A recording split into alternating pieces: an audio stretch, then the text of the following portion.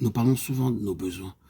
Avons-nous conscience des besoins de Dieu, de l'objectif spécial qu'il cherche à atteindre, à ce tournant de l'histoire qui est pour nous la dernière heure? Nos yeux sont-ils ouverts à cette perspective-là? Ce n'est pas tout d'en entendre parler, de l'entendre dire et répéter. Notre esprit s'est-il ouvert à la réalité des choses? Est-ce que nous y sommes?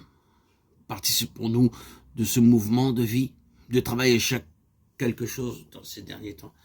Ce labeur vous a-t-il empoigné? Y collaborez-vous? Y attachez-vous votre pensée? Est-ce dans cette ambiance-là que se meut votre vie spirituelle? Si oui, c'est très bien. Mais alors, il ne peut pas ne pas en résulter pour vous une vraie préoccupation pour ce témoignage et pour le ministère qui s'y rattache. La préoccupation de les voir l'un et l'autre absolument libres dans leur marche en avant. Une entrave dans ce domaine, une limitation vous sera tellement insupportable qu'elle vous jettera sur vos genoux et vous arrachera des supplications telles que tous les obstacles devront tomber. Or, c'est la prière qui trahit notre préoccupation et qui laisse apparaître au dehors l'intelligence que nous avons des situations qui nous entourent. À la façon dont les gens prient, on peut toujours mesurer leur discernement spirituel et se rendre compte jusqu'à quel point ils y sont ou n'y sont pas. On ne peut pas vraiment prendre Dieu à partie en faveur d'une situation donnée si le cœur n'y est pas. Quand le cœur y est, c'est plus fort que vous. Quelle pierre de touche, n'est-ce pas? Est-ce que nous constatons certains empêchements, certaines limitations au sein de la famille spirituelle à laquelle nous nous rattachons? Est-ce qu'il nous paraît que le Seigneur est à l'étroit dans ce cercle-là, que ses intérêts y sont en souffrance?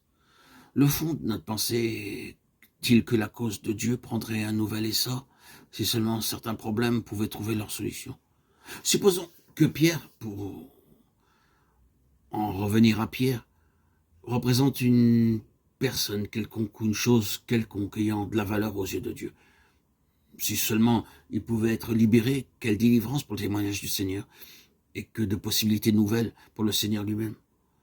Sentez-vous des obstacles dans le témoignage auquel vous êtes directement associé ou en souffrez-vous? Il y a la matière à réflexion. Il faut aller au fond des choses et prier dans ce sens-là. Nous devons mettre du discernement dans nos prières. Or, notre intercession ne sera intelligente que si nous nous plaçons dans le vif de la situation. On ne se met pas à genoux pour élaborer des théories ou se perdre dans des abstractions. Nous devons localiser les points où une solution s'impose, situer le mal, mettre le doigt sur les causes, puis d'un commun accord concentrer nos prières là et nous laisser empoigner par ce corps à corps spirituel avec l'obstacle.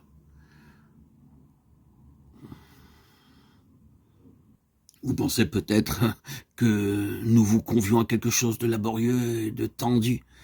Croyez-moi, bien-aimés frères et sœurs, en Christ, auditeurs, auditrices, tout est joie et liberté sur ce chemin. Tout est joie et liberté.